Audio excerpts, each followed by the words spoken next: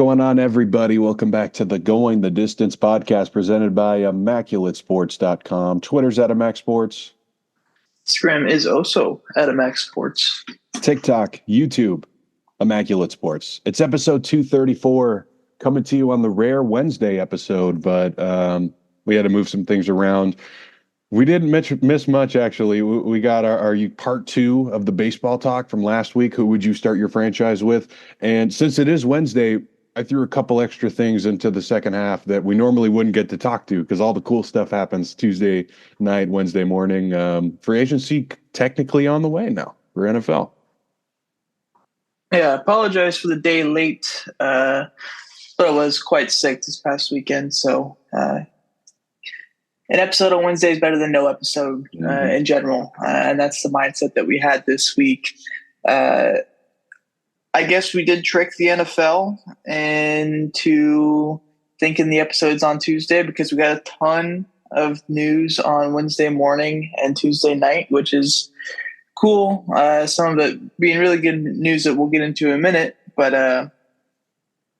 yeah, it's just nice that we have a whole bunch of news to talk about and not like the next day, all this shit happens. But my favorite piece of news and my opener has got to be Max Crosby etching a new deal with the Raiders on a 3-year, $106.5 million contract with 91.5 of that being guaranteed. If you're a Raider fan, you are so used to at this point big time players being in mock trades. We saw that for years with Devontae. We know how that obviously went. But we saw it with Max Crosby really for the first time legitly this past couple of months. And it's good that those talks are finally to rest because all the Raider fans are saying, yeah, it's not happening. We're not trading Max Crosby. We're not going to trade him. This is the guy that's going to stay.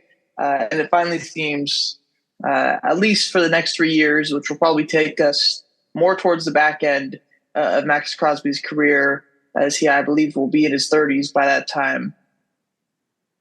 Well, should be a Raider for life, and that feels good to have a player like that be on your team for, the vast majority, if not the entirety of his career. Mm-hmm. Definitely very happy for you as the Jets head into contract talks with Sauce Gardner and Garrett Wilson. I still have high hopes that those guys actually want to stay, even though I get those notifications all the time. Oh, the Broncos are minus 100 to trade for Garrett Wilson. I don't think he's getting traded, but hey, we saw a guy, DK Metcalf, we may talk about later. He's about to hit the trade market. My opener, also football related. It's the Combine.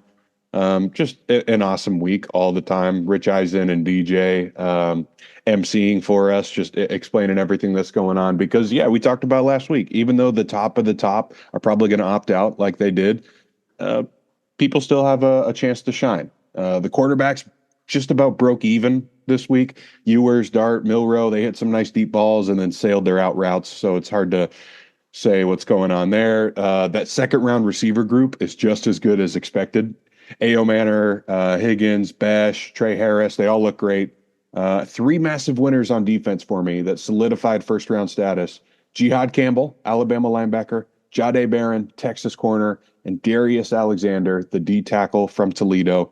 Always nice to see those small school guys come out and go, oh, yeah, no, they're legit. It's not just because they were playing Ball State. It's because they're ready for the league. So I always love watching the Combine for those reasons. Yeah. So we are getting into our second part of if you were to start a franchise today, who would be your blank? We did all the infield spots last week. This week we're doing our top 10 outfielders, top 10 starting pitchers, and top 5 relievers as well too. So we'll get right into the outfielders. This and starting pitchers are probably the two toughest to do because there's usually so many different choices. Obviously, for outfielders, we have left, right, and center, all condensed into one. And then starting pitchers, we pretty much just have a crapshoot of 50 guys, probably 25 guys that could be possible, top 10 dudes that you got to condense down into 10. So we'll get started with the outfielders. Do you have any honorable mentions that you want to talk about first? Yeah, of course. These are guys who will be putting up numbers either this year or in the very near future. We got Yordan Alvarez, who is kind of considered a DH, so I didn't include him. Roman Anthony, top prospect. Wyatt Langford, Texas Rangers youngster. Lawrence Butler, one of our hometown favorites. And James Wood, another former top prospect with a lot of power. Yeah, I have four honorable mentions that I wanted to talk about. Probably even more that I just didn't want to enter in here as Yeah. well too. James Wood is the first one. I really like James Wood. Just wish he pulled the ball more last year. Hopefully, we see more of that with him this year and in the future, because we would get a ridiculous player with his skill set. Wyatt Langford as well too. Slow first half last year. Started up the second half. Played really well. Hit the ball hard. Uh, Really good player. Just some other guys I'd rather have at this point. Colton Cowser, AL Rookie of the Year last year, really underrated defensively in left field as well too. Has a super strong arm, good bat as well too. Just really hope to see a more complete season from him last year or this year and in the future to be on this list in the future. And then this one kind of hurts as well too. I have Julio Rodriguez here. Interesting season last year with the bat where he kind of swung and missed a bit, didn't walk much, and didn't really turn that into power. And usually, if we're going to see that walk rate go down and that strikeout rate go up, we need to see the power jump, and that's just not something that we did see with him. Still a great defender, still a guy that I expect to be an all-star, even maybe potentially an MVP candidate in the future. But based off of how last year went from him, I think he's less of a for sure thing than some of these other guys on the list, which makes it tough to put him in the top 10. So get a number 10. Who do you got here? Yeah, we'll start off with Corbin Carroll at 10, kind of that sophomore slump for Arizona as a whole, right? More so the pitching, but Corbin Carroll, I'm not that worried about. We talked about him moving away from center field, losing some of the power. I'm not as concerned. I think when you got the capability to steal 50 bags, it's kind of like how we talked about Ellie De La Cruz last week. You should probably take a shot on him. Well, number 10 for me is going to be the only prospect I have on this list, and it's the number 2 prospect in all baseball, Roman Anthony. I don't like throwing out the term the next Mike Trout because there's only one Mike Trout, and we're only going to see one Mike Trout for a long time. But if there's a single prospect that I would hand the next Mike Trout award out to, it would be Roman Anthony. The bat, the power is completely there. The 5-toolness as a prospect is there. But I really think his bat profile is really well. As only a 20-year-old right now, I think he's got legit 30-30 potential to hit. So 320 while doing it as well too, which would give you that MVP type projection level with Roman Anthony. Obviously, if he's a prospect, he hasn't done anything on a major league field yet, and I think that matters as well too. That's why he's not higher. But I think if you're giving Roman Anthony, 10 years to play center field, you're going to be benefiting quite a lot from that. Number 9. At number 9, I got Roman Anthony's future teammate, we hope, Jarren Duran, Boston outfielder, another guy with 30-30 potential. And for me, I just kind of have a feeling this is going to be one of the next great Boston clutch hitters. You always need one in the postseason. They haven't quite gotten that far with this group yet, so it's hard to say. And I'm not saying he's the next David Ortiz, but just what he did in the All-Star game too kind of separates him, I think, from the next tier of outfielders. So I'm going to include him. And number 9 for me, maybe a bit of my bias showing, but I do have Lawrence Butler on the list. Feels good to put an A on here. 3.5 WAR last year in 125 games, and we really know that kind of accumulated in about 70 games in the second half of the season. And I guess the biggest gripe against Lawrence Butler here is that he wasn't the biggest high prospect, and he didn't have, a full season of data out there that really says, oh, this guy wasn't a fluke or is a fluke for, just half of the season of doing or getting results. But I think what we've seen from Lawrence Butler, even in the spring training, shows that he has the consistent factor to put the bat on the ball and hit it damn hard. When you look at like StatCast leaders for hard hit rates, even in the spring training, he pops up quite often. And I'm seeing pretty much every single day that he's in the lineup for the A's right now. It's Oh, Lawrence Butler just hit a 107-mile-per-hour single. Oh, Lawrence Butler hit a 112, 440-foot home run off of Hunter Green or something like that. Like he's doing work early in spring training, and I know spring training numbers are spring training numbers, but stuff like that is stuff that you can't ignore. It's not like he's getting blue pits and just going off his average to 540 or something like that. Like he's hitting the ball hard, getting results, and I really think Lawrence Butler with his work ethic and what he's shown us in this past year is here to stay and hopefully for a long time with the A's. Number 8. At number 8, I think this is the ceiling for Julio Rodriguez. I decided to include him, but like you said, this is a guy who's going to come in different waves. He's going to be hot, and then he's going to be cold, and then he's going to be really cold, and then he's going to look like a Hall of Famer. And I still think it's enough star power for us to talk about him today. I'm not going to give up on him yet, but even some of the guys I had below him, Duran and Corbin Carroll, are getting on base a lot more than him. So it's something to watch. But a 40-40 potential possibly with this guy. If he can figure it out, there's a chance. Yeah, number 8 for me is going to be Jaron Duran, the guy that you had earlier on your list. This has been the second straight season that Jaron Duran has had a really productive year. But 2024 was really off the charts for him. 6.7 WAR, lowered his strikeout rate, upped his walk rate, and hit 21 home runs, 13 high over his career high of 8 in 2023. Better defensive player than he was prior in his career as well, too. Like he's becoming a very legitimate 5-tool player. I think the only reason why I don't have him higher on this list is that he is already 28, going into his, I'd say, third legit full season as an MLB player. Would be his parts of his fifth. Consider that in 2025, but his third full season as the Red Sox center fielder. And he's a stud. I enjoy watching him play. He's maybe says some questionable things, which we won't get into, but is an extremely fun player to watch. Like you said, All-Star Game MVP, and has turned in 2 really productive seasons. And if he has, a 6.7 WAR season again in 2025, I think people are going to start looking for MVP chance for this guy in late August and September in Fenway. So Jaron Duran, number 8 for me. Number 7. At number 7, I'm going with Jackson Merrill, the Padres youngster. This guy just came up and was immediately a professional hitter out of the gate. Hit for contact, hit for power, 24 homers in his first year, straight out of Double-A. And this is exactly what you hope to see when you call a guy up maybe a year before he was expected. I have very high hopes for Jackson Merrill in the future. Number 7 for me, going to be where I slot Fernando Tatis Jr. Maybe a bit of a low ranking for him, and I wouldn't be shocked if you have him even top 5 or something like that. I wouldn't be against it.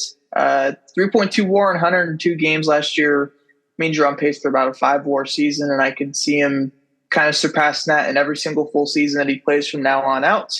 The only reason why I don't have him higher is the injury concern. While he's played over 100 games in 3 straight seasons, he always just finds a way to have like that nagging injury with his shoulder that we've seen, or just like the reckless abandonment that we've seen from him in the past sometimes scares me for a guy that you're paying, like 300 mil that the Padres are.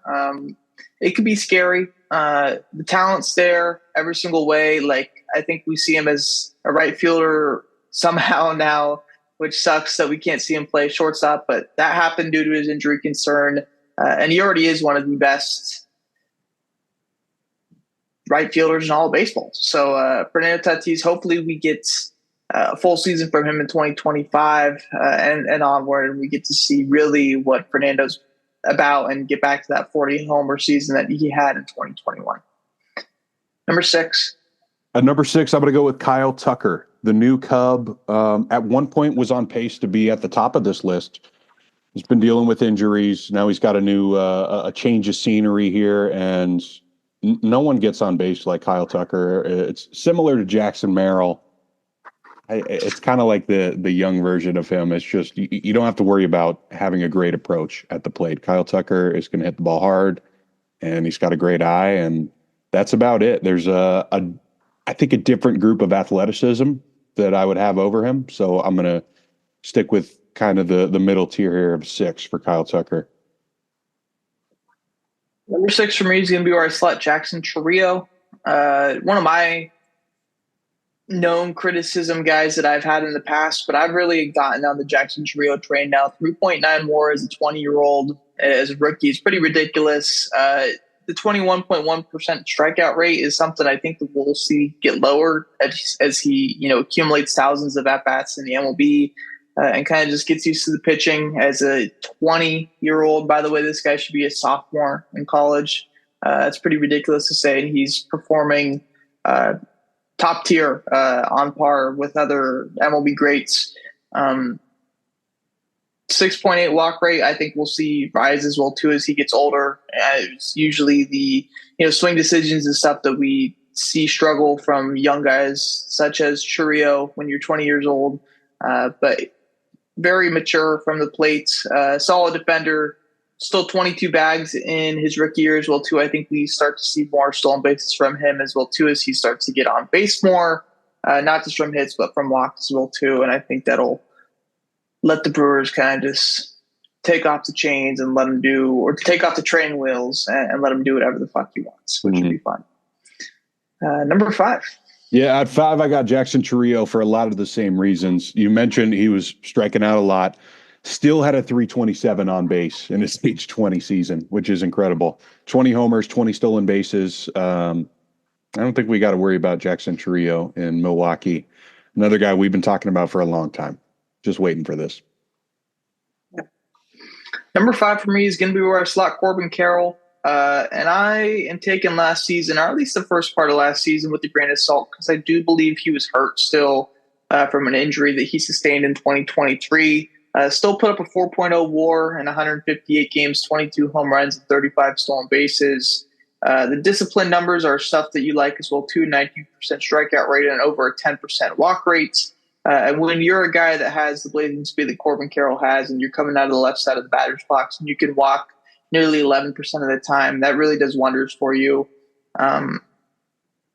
Obviously, the bat as a whole, 231 average, 107 WRC plus, is not exactly what you would want from the number 5 guy on an outfielders list, but I think we'll get closer to what we saw in 2023 and even progression from that in the future as well too, where he hit 285, had a 132 WRC plus, and hit 25 bombs. So Corbin Carroll, I think we get back to that 2023 form in 2025, and we see him continue to get better off of that as he gets more and more healthy in the batter's box. Number 4. At number 4, I am going to go with Fernando Tatis Jr. I got him a little bit higher because I feel like he's still kind of learning how to play the outfield, and he's still growing as a player. And kind of like his teammate Manny Machado, we saw in his younger days, really reckless on and off the field. And I think that Tatis, with a full season, obviously, if he doesn't get hurt and miss 2 months, has the potential to be a top 5 player in the league. I'm still counting on it. But it's risky, of course. He's had some issues. Yeah. Number 4 for me is going to be where I slot Aaron Judge. 32 years old is one of the reasons why I don't have him higher on this list. And also him being as big as he is also another reason why, because that can lead to some injury concern, kind of like what we saw from Giancarlo Stanton at a similar point in his career. With that being said, Aaron Judge is the most productive player of the 2020s, not named Shohei Ohtani. And even with Shohei, I still think he kind of gets right next to him, if not past him. In WAR, 211 WAR seasons in the past 3 years is ridiculous, going 62 homers in 157 games to 37 homers in 106 games. And then backing that up with 58 homers in 158 games is Barry Bonds-like numbers. Biggest thing with Judge, I guess, against him is his strikeout rate, but that doesn't really go against him at all because he walks pretty much more than any other person on the planet right now. best hitter in baseball without a doubt. I just think with him, you're probably going to struggle to get more than 4 more good seasons with him. And all the other guys on this list, I think we could be looking at 6, 7, to even 10 to more seasons than that with some of these other guys. So Aaron Judge, ridiculous player right now, but I would not be shocked. And this is not a hater saying it.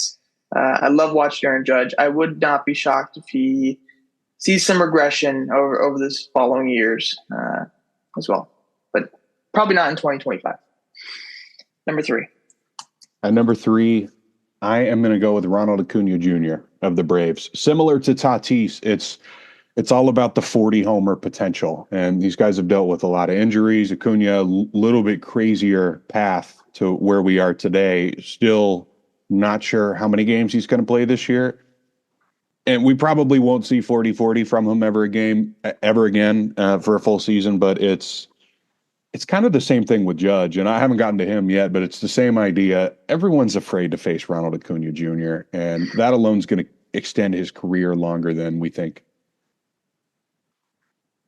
Number 3 for me is Kyle Tucker, 28 years old, and his first season away from the Houston Astros will be with the Chicago Cubs, and it's contract year. So that makes me think it's going to be even more ridiculous than what we've seen in the past for a guy who's put up at least 4 WAR in 4 straight seasons as a Houston Astro and seems to get better and better and mature even more as he goes along. Last year, in 78 games, I wish he was able to play more, but had a 180 WRC plus, walked 16.5% of the time and struck out less than that. So if you're walking more than you strike out, hit 23 home runs in 78 games, and you're Kyle Tucker, get ready to get paid 400 plus mil this winter and be on whatever team that you're going to be on for a long time in the future.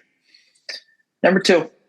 At number 2, I am going to go with Aaron Judge. I was foreshadowing there, and I don't think you're wrong. I think he's definitely not going to be hitting nearly 60 homers for the rest of his career, already 32. But he was just the best player on a team that was in the World Series. Again, like I foreshadowed earlier, he's probably the most or second most feared player of our lifetime. Just unbelievable. To play center field at that size too is something people don't talk about enough. And I wouldn't be afraid to take Aaron Judge over some of the younger guys. Number 2 for me is going to be one of the youngest guys on here. It's going to be Jackson Merrill, who I have at number 2. 5.3 WAR in his rookie season, led to a second place finish behind Paul Skeens in Rookie of the Year. So we know exactly where he will be once we get to top 10 starting pitchers. But Merrill was ridiculous. He had this approach where he kind of just swung at everything. I don't know if that was kind of a reactionary, oh shit type thing, or that was his true approach, but it worked because he only struck out 17% of the time, did only walk 4.9% of the time, but he hit 292, posted a 130 WRC plus. First year in center field as well for him as well too. Always been native shortstop.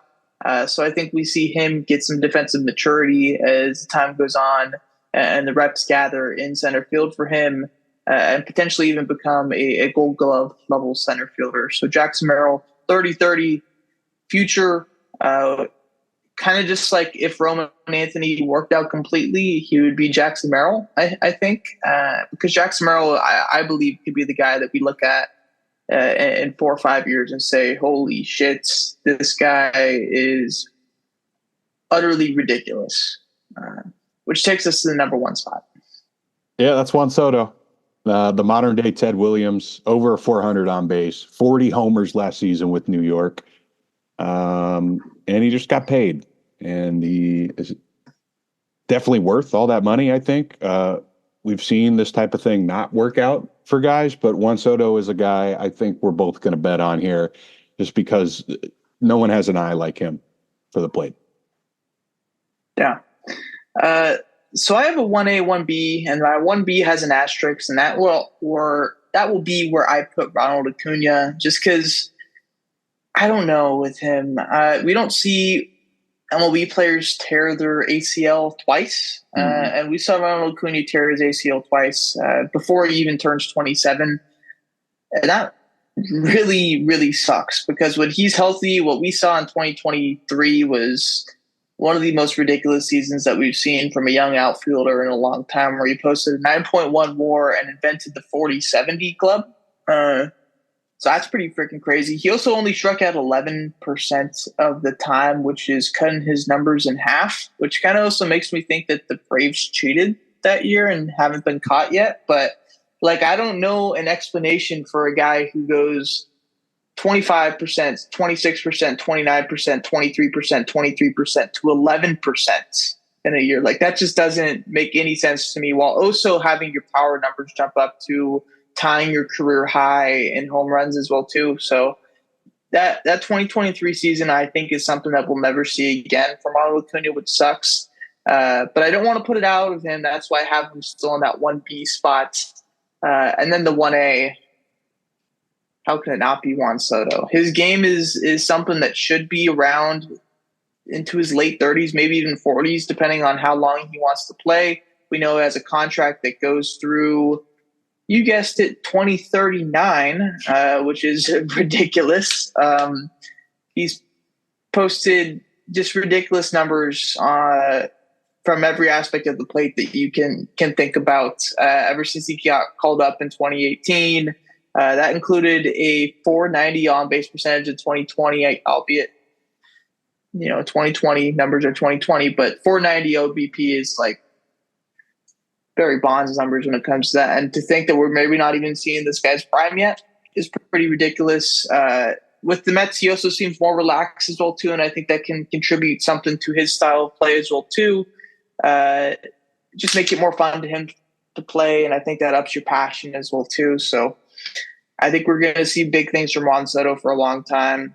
You don't need to talk about the play. You don't need to criticize it because there's not much to criticize, unless you're a Yankee fan who now calls him lazy.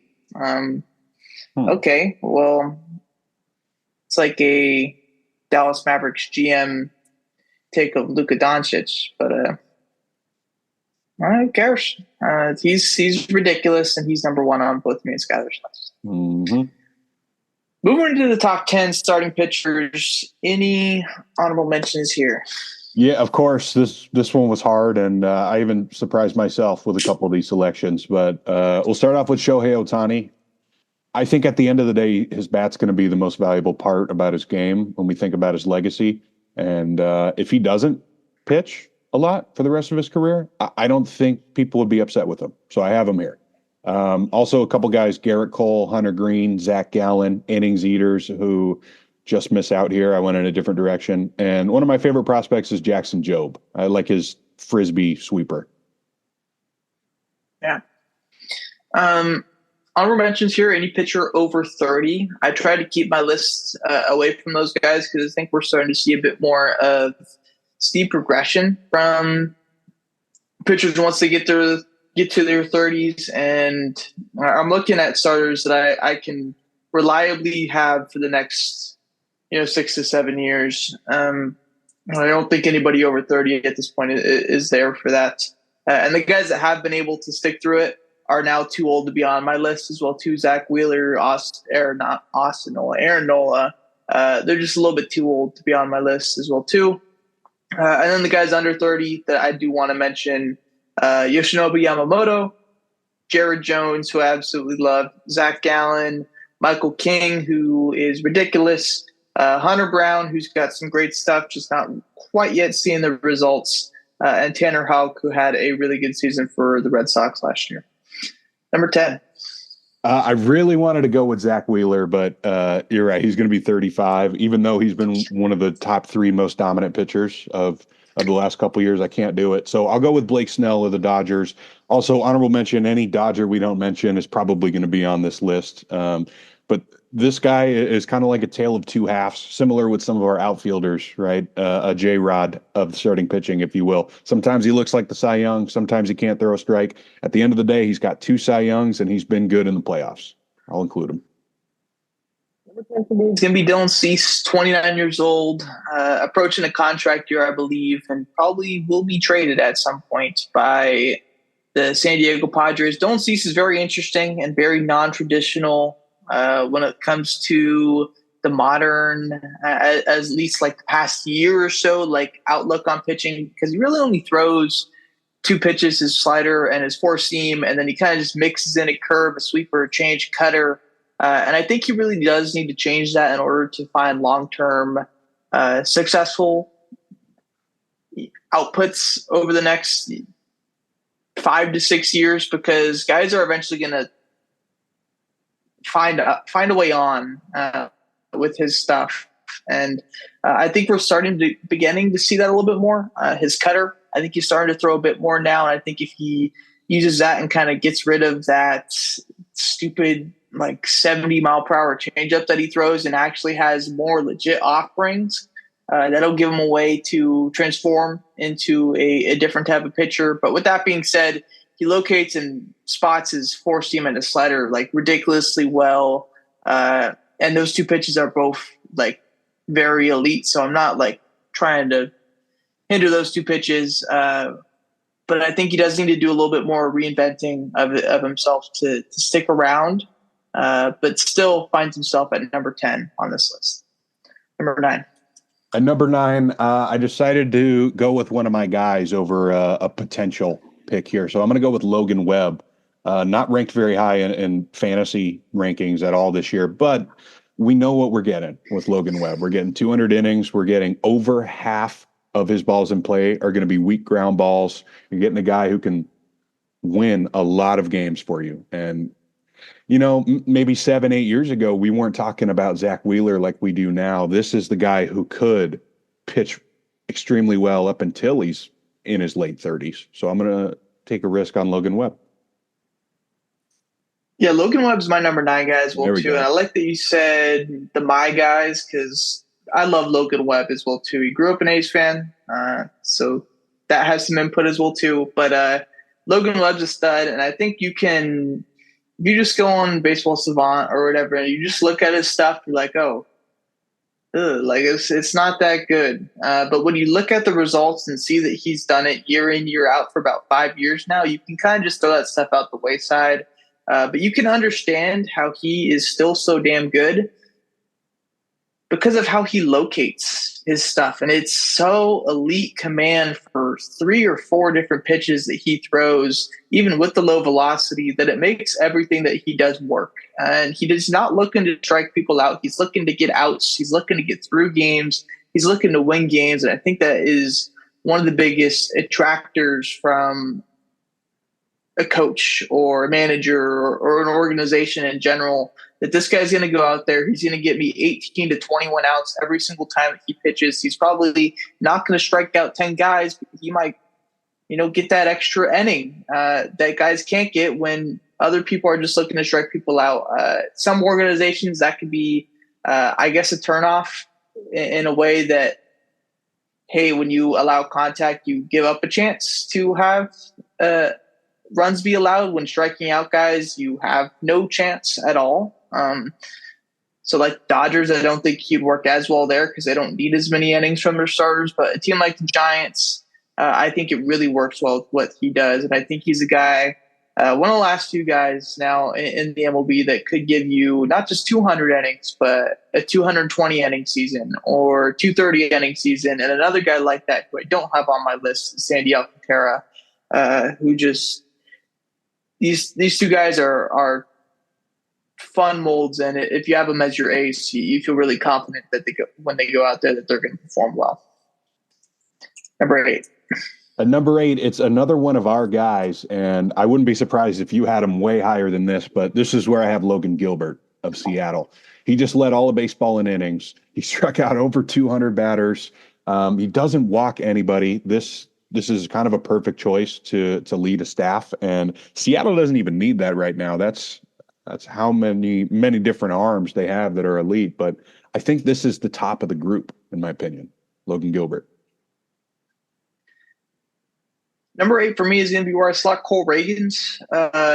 Fun arm, kind of was a top prospect, and then was like, didn't turn out too well. Gets traded to Kansas City, makes a few changes, and turns into a ace. And that's exactly what he is. The only thing against it is that his velocity dipped quite a bit in the second half of last season. So maybe that workload is starting to hinder him a little bit. And then really in his first full year of, getting that 200 innings workload and struggling with it is not uncommon. But it gives me some scares in the idea that he might not be able to do it 100% of the time. Nobody can do it 100% of the time, but not be able to do it more than he cannot. So, regardless, the stuff is great from the left side, throws hard, has great numbers on his break, and is able to locate really his four-seamer, changeup, slider, and cutter all pretty effectively, as well as a knuckle curve that he spins in there every now and then. I think he's starting to work more off of his four-seamer as well, too, which I like. And I think even if he's only going to give you, 130 innings, 140 innings a year, in the future, at that top velocity, I still think you're getting a great pitcher like him. Number 7. 7, yeah. I'm going to go with Spencer Strider here of the Braves. When he's on, he is really on. We know this. This is the new era, the new age of your ace. 3 true outcomes. We know this because in his last full season, he had 280 Ks.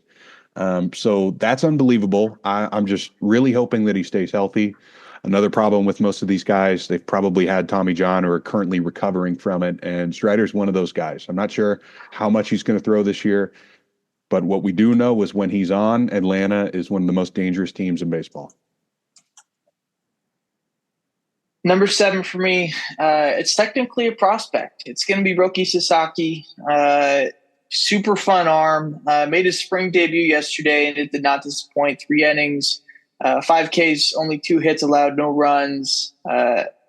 47% whiff rate is ridiculous. And we got numbers back on his splitter, and his splitter is just like, it's oh my god good. Like it doesn't spin. A 518% RP or not percent 518 RPM is like crazy. I don't think we even often see splitters below 1,000. So that being that is pretty ridiculous. The fastball is solid as well too. 98 miles per hour. The velocity is the big kicker with him.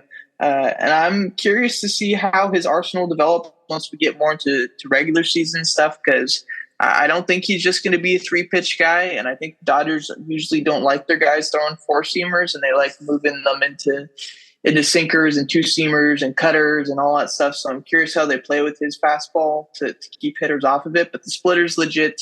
The slider looks to be pretty solid as well too. And I think Roki Sasaki, at only 23 years old, is already that ace potential type guy. Number 7 or number 6. Oh my God, I did it again. Good. At 6, I'm going to go with the new Boston Red Sox, Garrett Crochet. For me, I think that him not throwing as many innings as Reagan's has, I have to keep him below for now. Based off of the numbers we've heard from spring, though, we should be expecting a breakout. Maybe he climbs up this list as soon as the season starts. We've been hearing that he does not walk anyone, and he's averaging about 101 on the fastball. But for all those reasons, I just want to see him pitch another full season first. Only 1 year under his belt as a starter, so we'll see. Yeah. Number 6, Spencer Strider is going to be my guy here. I wish we got to see more of him in 2024 before getting hurt. But if we go back to 2023, the numbers were very encouraging. This is a guy who loves using his fastball, loves getting strikeouts. And I think as time goes on, he'll probably move a bit away from that 59% fastball usage that we saw in 2023. Even in 2024, we saw it go down to 51%. We saw him mix in a curve as well, too. I think we probably see more of that curve, more of that changeup, more of the slider as the years go on with him, and to kind of keep people away from the fastball and use it more as a strikeout pitch, as he is not afraid to, as his 281 strikeouts and 186 innings shows in 2023. If he's healthy in 2025, which I hope he is, and gets back on track, he's got Cy Young stuff written all over him, and should be a lock to be an all-star and Cy Young candidate for years to come, as he's only 26 years old. Number 5. At 5, I got Cole Reagans. Like I just mentioned, I think he's one spot over Crochet for now. But like I mentioned, that could easily change here. The thing about Cole Reagans is that he's already had that Cy Young potential type season. So now we're fully underway here in the Cole Reagans era for Kansas City. 223 strikeouts. Definitely has some Scooble potential. We won't go there quite yet, but if the advanced metrics love him and he's healthy, it's usually a good sign. You said I would have him higher, and I do. It's Logan Gilbert, who I have at number 5, and I absolutely love what the Mariners have done with him over the last 4 years, lowering his fastball percent from 61% in 2021 to 54% in 2022 to 41% in 2023, all the way down to 30% in 2024, making it his second most used pitch beside his ridiculously hard slider that he throws on average at 88.5 miles per hour. His extension is his biggest thing, and I think that really talks to his deception. That is something that really can't be tracked right now in a lot of data and stuff like that. So there is no real quantifying number to put on how he gets outs all the time. But his extension, it gets to you so quickly. His 7.6 feet of extension is by far the most in the MLB, I'm pretty sure. He doesn't walk anyone as well, too. Only 4.6 walk rate in 2024 was in the 95th percentile. He just got a lot of different pitches that you could trust. And the slider's really good. The four-seamer's solid. The split finger is all right. And the curveball is get over pitch. So Logan Gilbert. I mean, I talked about in the past how I love this guy. He threw 200 innings last year, had more than a 9K per 9, which I like as well, too. When you don't mess around, you don't walk people, and you don't give up a ton of hard contact, it's pretty tough to beat. And that's what Logan Gilbert is. He's damn tough to beat. Number 4. My number 4 guy is going to be Corbin Burns, the new Arizona Diamondback. And this guy's been, for almost 5 straight seasons now, one of the most consistent players in all of baseball. And I know some people are concerned he didn't strike a whole lot of guys out, but I think that's Corbin understanding his role. He's so good at getting ground balls that maybe this is how he plays out the second half of his career, because the numbers aren't dipping too much here. He's still around 200 innings. He still doesn't walk anybody. And I think that's exactly what Arizona needs. Just a guy who is not going to give up a lot of homers. Yeah, it's not too often when you're at number 5 on a list that you have a teammate ahead of you. And Logan Gilbert has that, because George Kirby is my number 4 guy. And when you talk about not walking people, like, he's the guy. George Kirby, yeah. There he is. 3% walk rate, Greg Maddux type guy. I remember seeing a stat last year where it was like career walk rate, and it was George Kirby and a bunch of dudes from the 1800s. Like, what does that mean? Is that you are the best in 100 years at doing something, and he's the best in 100 years at not walking people, while also being effective as a starter. And you don't see that. This year as well, too, he's starting to throw a cutter, I believe. So that's starting to get more people off of his fastball, which has seen dipped usage in previous years as well, too, which is pretty synonymous with most of these guys that we talked about. His slider's really good. I think his curveball plays pretty well as well, too, even though he doesn't throw it a ton. Locates the sinker well, locates the four-seamer well. And when you have the cutter, sinker, four-seamer combo, it's really tough for hitters to stay on what you're throwing, just because everything's different. That's what made Yu Darvish, I think, really successful for a long time. And I think it's going to play a factor into George Kirby being really good for the long haul as well, too. Love to see a bit more strikeouts, and I think we'll see that as well, too, as he gets older and, again, just works his stuff more and more through the years. Number 3. Yeah, Kirby is a guy, honestly, I kind of forgot about him after I wrote about Gilbert. But I definitely like myself some George Kirby.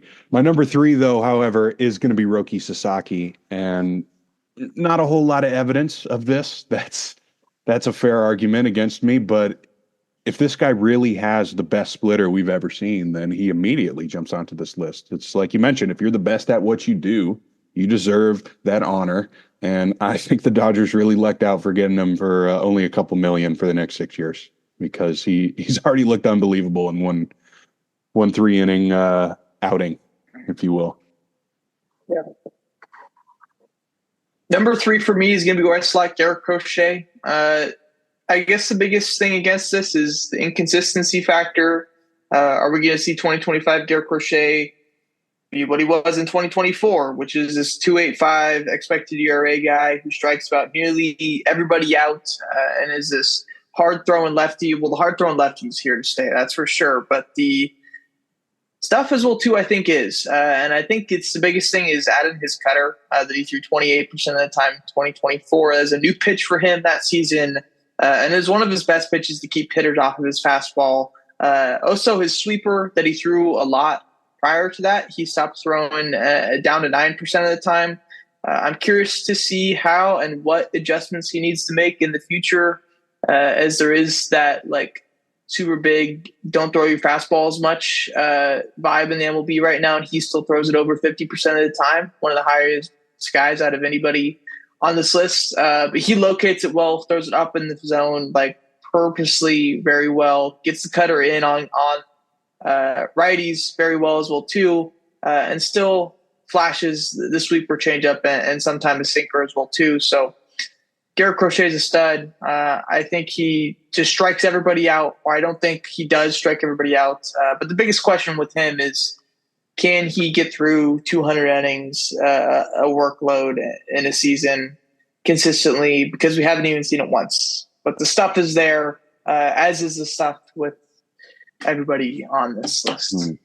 Number two. At two, I'm going with Tarek Skubal, the Triple Crown winner. The other, of course, is Chris Sale, who is very old, so we didn't talk about him today, but pretty unbelievable accomplishment. Did a great job playing hero for Detroit. And I don't think he's going anywhere, honestly. If we see Detroit bring in a couple more guys, give them an extra day of rest, then maybe we could see Skubal reach an even higher level than this, throwing 200 innings, because he wasn't quite there if you don't count the postseason.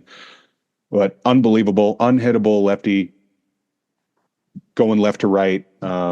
Very hard to pick up for any hitter, not just a left-hander. Yeah, Tariq Skubal, same spot for me. He's so fun to watch, and I think we kind of noted on this before he even got into that ridiculous 2024 season that he's a guy that's just like when he's on, he's one of the best, and we got to see that entirety of him being on in 2024 when he threw 192 innings, had 228 strikeouts, and was just about as good in the playoffs for the Tigers as well too, in their surprising berth and getting to the AL. Yes, he's very unique, which I think makes him very tough. His slider is one of the more like super horizontal and still gets some lift sliders, which you don't see a ton. Usually if you were to see sliders like that, you would say that's a sweeper, but I don't know. Like it's ridiculous. He throws it so hard that it's kind of an anomaly pitch. That's why I'm trying like Randy Johnson's to describe it. Yeah, a little bit. I think Randy's has a bit more horizontal break, but it's still it's so unique, and it comes from a different arm slot than Randy as well too. I think Randy was a bit lower, but it's still so fun to watch and kind of fun to just marvel at how he does it, because he could throw it up in the zone, and that's not a lot of sliders have the ability to do that. But when you throw it at damn near 90 miles per hour and it moves the way it does and it stays on its plane as well as it does, like you could do what you want. Also throws the changeup, locates it extremely well down in the zone, makes it tough to hit. Four-seamer sinker as well too that he works off of, and has the ability to throw on the wrinkle of an up curve. So yeah, Tariq Skubal, AL Cy Young, he's fun to watch, and probably just as daunting as Randy Johnson if you were to face him right now. Number one. Yeah, that would be Mr. Paul Skeens of the Pittsburgh Pirates, an unbelievable rookie season. We thought maybe he was going to miss out by not being on the opening day roster. He still ended up with 130 plus innings, 170 strikeouts, the WHIP under one. And that's not even doing the justice, right? I mean, it's more about when you're actually in the box and you see the different kinds of movement he can get, the stuff, the velocity, the control. It's the full package. And now he's experimenting too, which is the fun part. We saw his cutter only a couple of times last week, but just to know he's got it in the back pocket. And when you're looking for whether it's the sinker or the slider, and then all of a sudden you're getting ran in on the hands with the cutter, that makes it even more difficult. Yeah, there's nothing like Paul Skeens in the MLB right now. He is, I know the NBA nickname renaissance is going on right now, and Jason Tatum has been deemed the anomaly. Paul Skeens is the MLB anomaly. It's so crazy the stuff this guy has. One, because it comes out so hard, and two, because he's doing it at a 23-degree arm angle, which he's kind of side arming everything that he throws, and he's coming from such a interesting approach angle that it's just like, it's so unique, the stuff that he throws. Obviously, the fastball can be run up to 101, 102. The sinker, the curveball, the sweeper, the slider, the changeup, the cutter, the sinker, the two-seamer, the kick change, the splinker, whatever he throws is going to be elite because he throws it so damn hard. Like, it's tough to stay on any one thing. And there's really fun YouTuber, Lance Brodowski. I always say his name wrong because it's kind of confusing name to say, but he talks about how 2025 he believes every pitcher should be trying to throw more different pitches and to keep hitters off of your best pitch, when in contrast 3-4 years ago it was throw your best pitch as much as you possibly can because it's your best pitch and you don't want to get hurt throwing not your best pitches.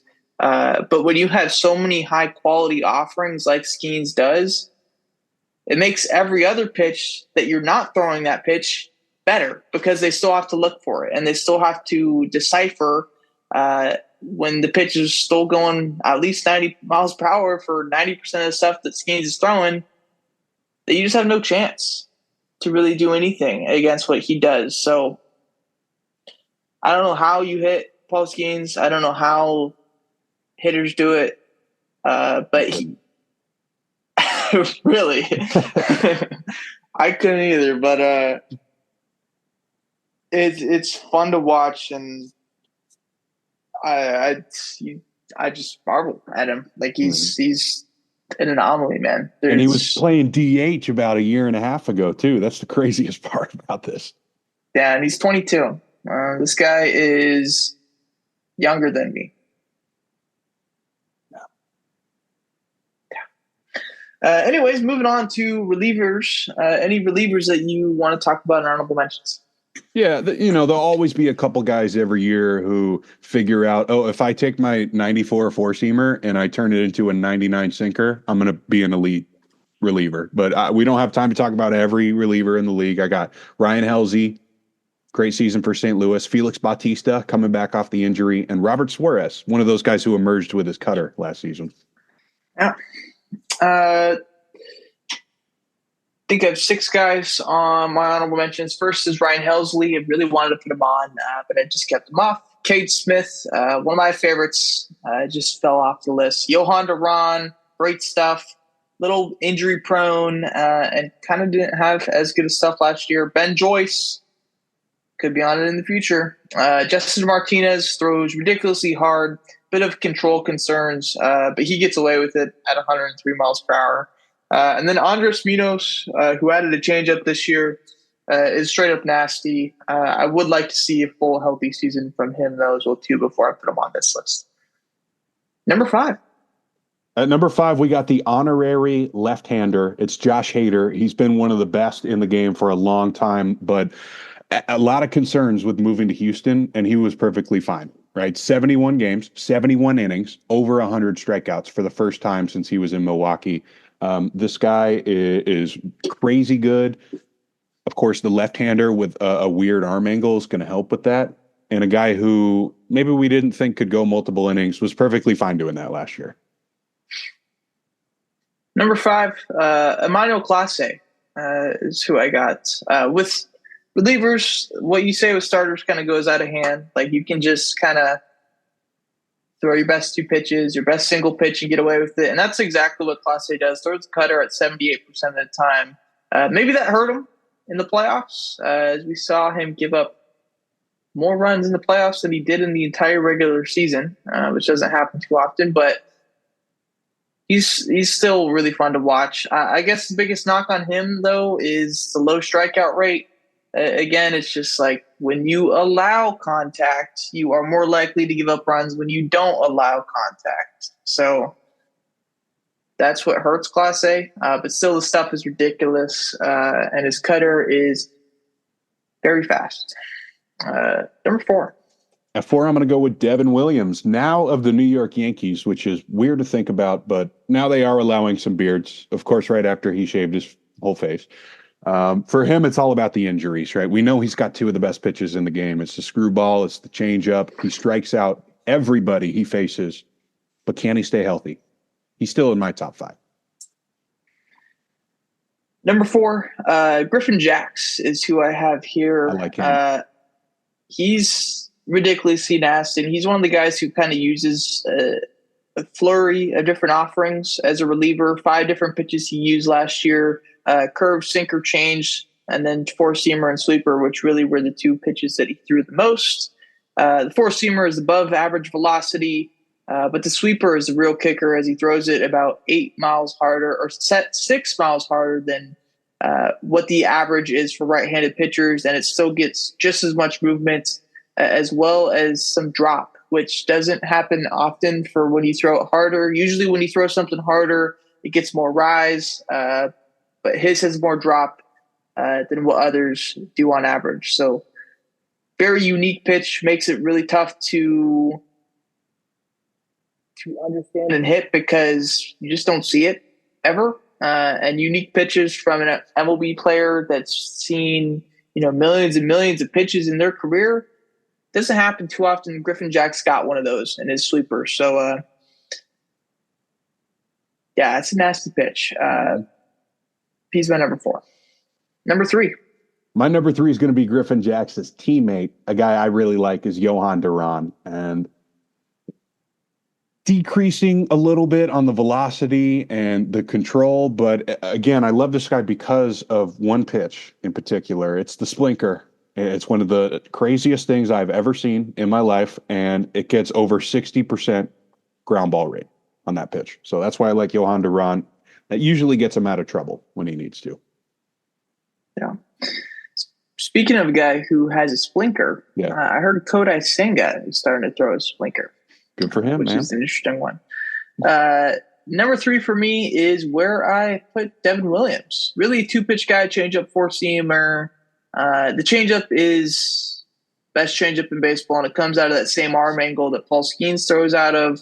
It has, on average, 5.2 more inches of tail than any other right-handed pitcher, and 8.4 inches more of drop than most right-handed pitchers. Like, that's ridiculous. There is no way to really describe what a changeup is, even so much that MLB The Show had to change it to a screwball. And his 4-seamer really stays on its plane pretty well. It also moves a bit more than right-handed pitchers do, so maybe that's something that just is kind of within his ability to do unknowingly, and it just happens. But his fastball plays well even with not having above average velocity on it. So those 2 pitches alone make it damn near impossible for any right-handed hitter, left-handed hitter to face Devin Williams, because he can throw the changeup anywhere, anytime, and locates it really well for having that much movement. Number 2. At number 2, I got Emmanuel Clase. He just had one of the best seasons in Cleveland history from any position, but just Just unbelievable. Of course, he's going to run into some trouble, especially in the postseason when you're throwing one pitch 80% of the time. But in the regular season, at least, this is a guy you want on your squad. He doesn't walk a lot of guys. He's thrown the most innings out of any reliever over the past 4 years, and just a great guy when it's not the second round of the playoffs. Yeah. Number two for me, it's going to be Ryan Walker from not the New York Giants, San Francisco Giants. And this guy is one of the most deceptive pitchers I've ever seen pitch. He just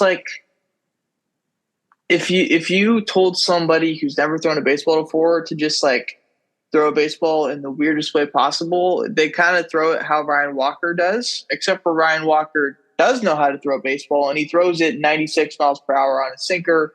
And then his slider, probably closer to a sweeper, is also utterly ridiculous. And when you have two great offerings like that and you're doing it at a 17-degree arm angle, it's impossible to hit. I think he's got potential reliever of the year written on him from the National League side.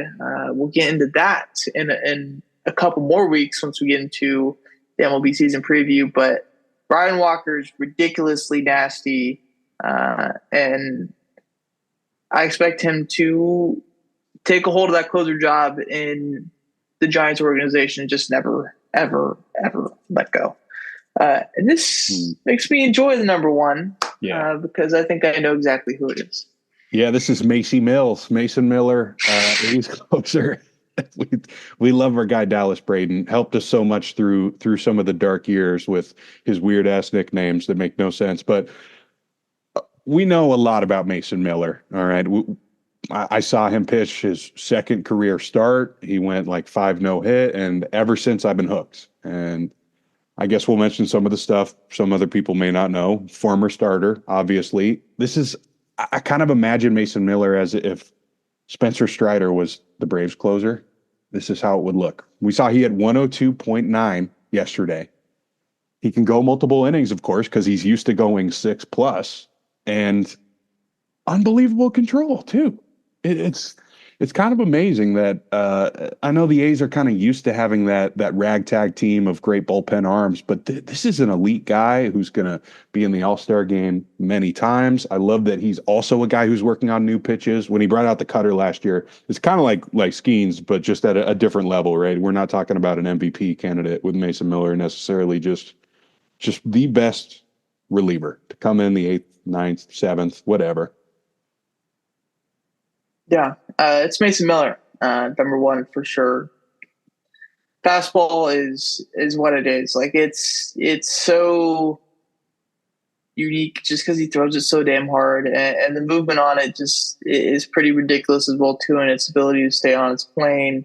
The slider is above average as well too, which makes the fastball even harder to hit. And right now he's at 63-35 for the four-seamer and slider usage. Not right now, this is last year, but I'd expect that to even get closer to a 50-50 split. And if it does, and you're purely just guessing fastball or slider, and there is no, okay, on 0-2, he's going to throw me this 80% of the time, you're fucked. If it's a guessing game, even if you guess right, you might still be wrong. That's how tough it is to hit Mason Miller, and I'm happy he's an A, because we don't got to face him. We just get to watch him and reap the benefits of the Reaper, themed by Chris Carey. So pretty good nickname there. But as a top 5 relievers, we'll move into the second half. All right. Well, I couldn't help myself after the combine was done. I did a post-combine mock draft, and we don't need to get into all of this because I ended up going 2 rounds. I just couldn't stop. But I kind of want to go through at least up to our 2 teams about what we've been hearing. Who are the 3 guys who they're possibly cut down to now that they're going to try to decide if this guy's here, who are we going to take? So we'll start off at the beginning. Never easy with the Titans at the number 1 pick. I still think at the end of the day, it should be Cam Ward. Probably should be. He's the quarterback. That's what happens in these drafts. But I had Abdul Carter. I think him and Travis Hunter are the 2 real best players in the draft. But the thing is, Cam Ward's either going one or two. I had him to Cleveland in this mock draft, this version of it. But hey, Miles Garrett just demanded a trade. This is another spot that would definitely make sense for Abdul Carter.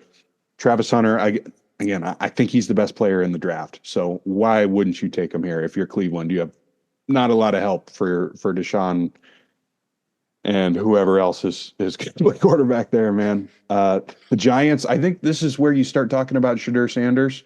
I did have him here, but here's the thing about Shadur. We heard there's mystery teams that don't like his attitude and don't like his head. So he could go anywhere from 3 to 30, it sounds like. I think he probably goes somewhere in the top 10, though. People are going to get impatient, and everyone needs a quarterback. The Patriots at 4 is a weird one for sure. I could see him going offensive line here. I ended up giving them Travis Hunter, best player available. You know, Mike Vrabel's going to love him, but I feel like they're leaning trenches. Don't be surprised if they go Mason Graham, Will Campbell, even Ted McMillan. They really want a wide receiver one. Jacksonville seems like for the past month they've been talking about Mason Graham in this spot. I don't think he'll go before that necessarily, unless the Patriots shock us. They also their new GM has said many times we really need a corner badly. So this could be Will Johnson, this could be Jahdae Barron. That'd be really good for us because we don't necessarily looking for that in the first round. The Raiders are up next. Really interesting here. I had Tedero McMillan just because it's kind of a body on offense that they don't necessarily have yet. You have Brock Bowers, obviously, who did what he did. And then a guy not a lot of people talk about, the wide receiver one, Jacoby, no drops last year. So how about another big guy with them? Again, I probably am not taking Ashton Genty, but if they did it, it means they believe he's as good as Saquon.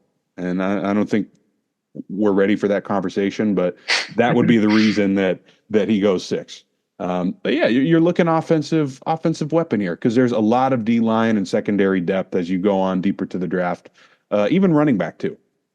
The Jets at 7, I really don't have any clue. I would love Armin Membo, right tackle from Missouri. A lot of the offensive linemen at the combine, when they actually got there and they measured them and they ran, it's like, oh shit, like Will Campbell's a guard. Kelvin Banks is a guard. Like this is not good. So Armin Membo, I am predicting to rise up and be the first tackle taken. I wouldn't be upset with Will Campbell, but we're paying guards already. We got John Simpson, Elijah Vera Tucker. I could also see corner if DJ Reed is leaving, like he says he is, and Tyler Warren, of course, is a popular pick. Tyler Conklin is supposed to be leaving too, which is sad, but any of those guys I'd be happy with. Is there anyone you are like, hey, you should mention this guy for the Raiders? I think they need a need at wherever. I just want offensive skill position is what I want. If it's Genty, if it's Tet, if it's QB, I'm okay with it. If for some reason all those guys are there by the time or all those guys are gone by the time we pick, then best player available on the defensive side would probably be cool, but I hope we don't get there. Yeah. How pissed would you be if it was Matthew Golden, Combine Warrior? Well, Mark Davis is the owner, so I can't forget that. But John Gruden's not our head coach anymore, so I think we might be safe from that, I think. All right. Knock on wood. Okay. Well, I'll stop right there. Like I said, I went 2 rounds, but this isn't the episode for that. This was the baseball primary episode. Now just a couple more things on the football side. Deebo Samuel was traded to the Commanders. DK Metcalf today demands a trade after his buddy Tyler Lockett was released. One of my favorite players of this season, Devontae Adams, was released. But I guess some people were texting me like, dude, what happened? Why'd they do it? We knew this was happening. He's owed $30 million. We got $33 million to fix the defense now. I get it. Myles Garrett, I mentioned earlier, another guy who is probably not going to ever play for the Browns for the rest of his career. And you mentioned this earlier, Max Crosby got that big extension. Congratulations, man. I'm trying to think anything else massive happened in the NFL today. The Raiders had the first free agency signing. Yeah. You say Thuney? Joe Thuney? That's right. Joe Thuney to the Bears. So maybe they won't take Will Campbell in the first round. That'll be interesting. Bears got multiple offensive linemen in a couple of days.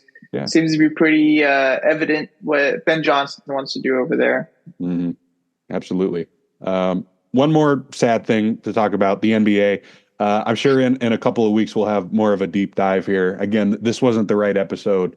We'll wait till we get to playoff predictions for basketball probably. But Kyrie Irving, a guy who's been doing it all by himself in Dallas after Luka was traded, he tore his ACL. So he's out for the year. I was trying to think of a better way to say it. There's not. There's not. He's a small guard. He tore his ACL. This is not good at all, man. This is really bad for Dallas. This is bad for Kyrie Irving, a guy who relies on his dribble moves and his speed and getting to the basket. Not good for Dallas. Yeah, they got one healthy guy remaining, and it's the guy who tore his Achilles and his ACL in the past, and is old. So that tells you how they're doing. Not good. Shout out Warriors, man. 9-1 with Jimmy. Yeah. Moving to layups bowl predictions last week. I'll just let Skyler go here. I don't have any picks again this week. I didn't feel like it was right for me, so I'll let you take the wheel for the rest of this part. Appreciate you.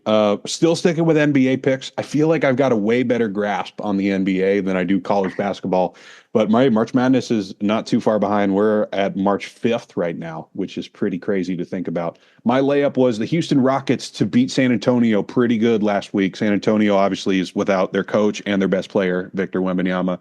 They crushed them, so easy win there. My layup this week, similar strategy. Sacramento's kind of been on a roll here, won about 5 out of their last 6, and they're hosting San Antonio on Friday night. That'll be around 2 to 5 points. I think Sacramento covers that. My bold prediction, dude, I was so mad about this. So just to remind everybody, I picked the Pistons to beat Denver on Friday night. The night before, Detroit beats the snot out of Boston, and I'm so excited. I'm like, Denver lost 2. They're going to be tired. And then Detroit just kind of ran out of gas on their road trip. So they didn't end up pulling it off, but they still end up winning like 12 out of their last 15 games. I just, of course, missed the one game on my picks here, but we'll go with a little bit of a shocker for the bold prediction. That's the whole point of this. Chicago kind of being led by Josh Giddey and Kobe White, surprisingly, right now after all their trades. They're going to beat Orlando 2 nights. Orlando is going to be without Mr. Anthony. He tore his MCL, I believe, out for the year, Mr. Cole Anthony. And they've been so many freaking injuries with Orlando. At least Paolo's back and playing really well, but this is not their year. I don't expect them to do much here. So we'll go with the Bulls, win a shocker on the road here. That's going to do it, though, for episode 234. Next week, we'll figure it out once we get there. I don't really know at this point, but you got any closing remarks? March Madness is going to be cool. Maybe we'll talk about that. And free agency, too. NFL free agency, already off to a bang. It's kind of one of those years. We get them every 3-4 years where basically everyone who's about to turn 30 realizes they don't want to be stuck in a weird city they don't like. And they're just like, just trade me, man. And then we have a massive flip of things, and hopefully the Jets aren't a part of it this time around because it has never worked for us. Yeah, feels like we see more and more trades every single year now. Yeah. It's just the NFL and players realizing they got power in the league, so good for them. But that's going to do it. 234. Yeah. And we'll be back next week, pal. Hope you feel better. All right.